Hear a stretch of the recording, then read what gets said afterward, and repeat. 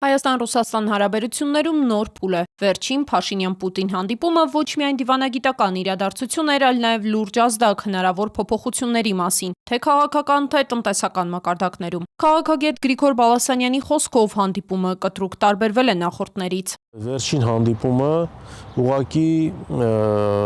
բացառիկ էր այն առումով, որ կողմերը մի կողմ դրեցին բոլոր դիվանագիտական նրբությունները եւ դիվանագիտական ատրիբուտիկան եւ ուղղակի իրար ինչ ունեին ասելու ասեցին։ Սա շատ վտանգավոր է եւ սա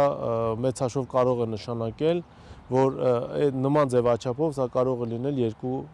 ղեկավարների վերջին հանդիպումը։ Բալասանյանի գնահատմամբ սա Վաբանկի տրամաբանությամբ հանդիպում էր, երբ կողմերը այլևս չունեն կորցնելու բան։ Այդպիսի տպավորություն էր, որ վերջին հանդիպումն է, այլևս կորցնելու բան չկա եւ ուղղակի գնում են Վաբանկ։ Եվ նման բան չէր եղել, օրինակ ես չեմ հիշում վերջի անգամ, թե Ռուսաստանի նախագահը հանդիպման հենց սկզբում երբ էր բարձրացրել օրինակ կալանավայրերում գտնվող Ռուսաստանի քաղաքացիների հարց, անվտանգության հարց, Արցախի հարց։ Արցախի թեմայի վերադարձը բանակցային օրակարգ ըստ քաղաքագետի խոսում է այն մասին, որ հարցը դեռ փակված չէ։ 2022 թվականից հետո Արցախի հարցը երկկողմ բանակցություններում կարծես թե չեմ հանդիպել, որ եղել է։ Համենայն դեպս ոչ բաց հանդիպման ժամանակ։ Բայց հիմա որ Ղարաբաղի հարցը մեր համար շարունակում է մնալ ցավոտ թեմա, սա նշանակում է, որ միգուցե ձեր համար դա ցավոտ թեմա չի, բայց մեր համար դա շարունակում է մնալ ցավոտ թեմա, նշանակում է նաև, որ այս հարցը լուծված չի, այսինքն առնվազն կողմերից մեկը մնացել է առանց ոչինչի։ Առնվազն Արցախահայության Արցախ վերադառնալու իրավունքը շարունակում է մնալ ակտուալ եւ դա կապ չունի ըստ էության ԵԱԿ Մինսկի խմբի այսպես ձևաչափի ոչնչացման հետ, ինչը եւս տարօրինակ էր, որ Հայաստանը Ադրբեջանի հետ միասին հայտ ներկայացրեց ԵԱԿ Մինսկի խումբը ոչնչացնելու եւ փակելու հետ կապված։ Քաղաքագետը նաև ընդգծում է, Մոսկվան հստակ ազդակ է ուղարկել ԵԱՏՄ-ն եւ Եվրամիությունը համատեղելի չեն։ Տպավորություն էր, որ ուղղակի Մոսկվան ասեց հետեւյալը. մենք ձեզ մի քանի անգամ զգուշացրել էինք տարբեր խողովակներով։ ԵԱՏՄ-ն չի կարող Եվրամիության հետ լինել համատեղելի։ Մի քանի անգամ ենք ասել։ Այս ֆոնին արդեն նկատվում են տնտեսական ռիսկեր։ Ռուսաստանը սկսել է խստացնել որոշ ապրանքների մուտքը, մասնավորապես գյուղատնտեսական ոլորտում։ Բալասանյանը նաև զգուշացնում է, առաջիկայում կարող են խնդիրներ առաջանալ նաև հայկական հիմնական արտահանման ապրանքների համար՝ ծիրան, դեղց, խաղող։ Ես անգամ չեմ բացառում, որ կարող է նաև հայկական բանով լինել, արտադրված է Հայաստանում ձևակերպումով լինել։ Հայտնի չի լինելու, որն է Հոլանդիայից բերածը, որը օրինակ Գառնիի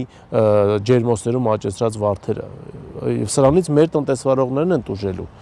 Պետք է արդյոք Եվրոպական միությունը մեր համար այդքան թանկ է, որ մենք մեր արտադրողին դնում ենք հարվածի տակ։ Տնտեսագետ Հրայր Կամենդատյանն էլ իր հերթին է շեշտում. ցանկացած բարձր մակարդակի հանդիպում պետք է դրական արդյունք տա, սակայն այս դեպքում հարցերը շատ են։ Համակարծիք է Բալասանյանի հետ։ Հայաստանի հայտարարությունները կարող են տնտեսական հետևանքներ ունենալ։ Դու միգուցե չես հասկանում, որ քո ամեն բառը ունենալու է վերլուծություն համապատասխան ինստիտուտների կողմից, եւ այդ համապատասխան ինստիտուտները փորձելու են այսպես բառակռիվ, ինչ որ անհասկանալի բառամթերք էս բանացնող մարդու երկրի նկատմամբ տնտեսական գործողություններ կատարեն եւ բնականաբար այդ տնտեսական արգելող, ֆիլտրող, կաշկանդող, նույնիսկ ինչ որ իմաստով հայկական տնտեսվարողներին այսպես ասած անպաշտպան թողնող այդ կառույցները առնվազն գործի անցան։ Կամենդատյանը նշում է, ռուսական վերահսկող մարմինները արդեն ակտիվացել են։ Այսօր առնվազն գործի անցան, հայտարարեցին, որ ֆիտոսանիտարական այսպես հետազոտությունները միանգամից հայտարարել են, որ ծաղկի ենթադրենք մեջ կան արդեն ինչ որ զանազան միջատներ, զանազան վնասներ, քիմիական պեստիցիդների բարձր մակարդակ, բազմաթիվ արագ կգտնեն։ Այդ կառույցները Ռուսաստանում գերքաղաքականացած են։ Ըստ տնտեսագետի, եթե լարվածությունը խորանա, վնասները կարող են լինել ոչ թե ժամանակավոր, այլ համակարգային։ Վնասները չեն լինելու էպիզոդիկ։ Ռուսաստանը, եթե մեկի հետ գնում է ընդհարման, ռուսական կողմը ճկունություն չի ցուցաբերում։ Որտեղ գիտենք, որ ուժեղ են, հայկական տնտեսություն կախված է ռուսական շուկայից, սպառման շուկայից, չէ, բնականաբար անելու են ամիջ։ Այն մարդիկ, այն տնտեսվարողները, ովքեր որ միջև այսօր պաշտպանում են, ընդհանրենք այդ տարատեսակ հակառուսական արշավները եւ գիտակից խելացի մարդկանց էլ ասում են էլ ռասիստ տրուկ, էլ սապոկ լիզող, էլ Պուտինի ընդհանրենք բան գործակալ, էլ եսի մի չէ, այս մարդիկ իրենց այդ հիմարություններով, այդ իրենց հայտարարություններով տնտեսության մեջքը կոտրելու են։ Նա նաև մատնանշում է էներգետիկ ռիսկերը։ Հարվածը կարող է լինել նաև գազի ոլորտում։ Տնտեսագետի գնահատմամբ Հայաստանի տնտեսությունը զգալիորեն կախված է ռուսական շուկայից։ Նախազգուշացնում է, արտաքին առևտրի մոտ 75-80%-ը կապված է Ռուսաստանի հետ։ Եթե այդ կապը խաթարվի, վնասները կարող են լինել կործանարար։ Լուսին Մկրտչյան, Դավիթ Հակոբյան, Երկիրն այսօր։